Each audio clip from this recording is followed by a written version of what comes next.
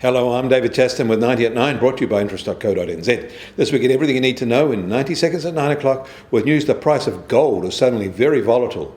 But first in Washington, D.C., the US Fed held all its monetary policy settings unchanged, but said the resurgent virus is threatening their economic recovery from the first wave. And in an update from the congressional action on extending the fiscal stimulus programs, both sides say they're far apart on any agreement. Congress ends its current session on August the 7th, after which the election campaign period formally begins. In the real economy, American exports rose slightly in June from May in their usual seasonal shift, but are 24% lower year on year. American imports are down 13.5% year on year. The June 2020 merchandise trade deficit was $74 billion, compared with $69 billion in June 2019. By any measure, their aggressive trade policies aren't working. Improving, however, are US pending home sales in June, which were up 6.3% year on year, suggesting that the July levels will show increases too. The gains in the West are notable. But American manufacturing is taking some heavy blows.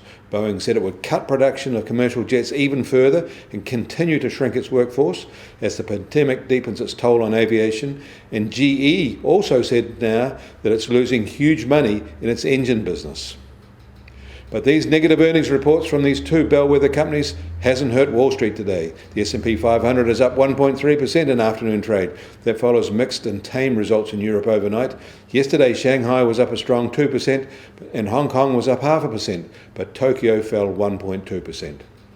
In China, a surprise trade data revelation. China became a net steel importer in June for the first time since the global recession in 2009, with imports from India, Japan, South Korea and Vietnam set for short-term gains as demand overshoots supply as their economy recovers. China can't make enough steel for its own needs, it seems. No wonder the iron ore price keeps on rising, up more than 40% so far in 2020. And that makes it difficult for China to punish Australia for its foreign policy tensions. The US Treasury 10-year yield is holding lower at just on 0.56%. And the gold price is pushed up to yet another new all-time high of $1,962 an ounce, and a further gain of $8 for the day. Then after the US Fed announcement, it climbed a further $14 to $1,982 an ounce, and then promptly lost it all back. And China has announced measures to clamp down on precious metal speculation through leveraged transactions. Oil prices have little changed today. They're just on $41 a barrel in the US, and the international price is just on $43.50 a barrel. And the Kiwi dollar will also start today unchanged at 66.6 US cents.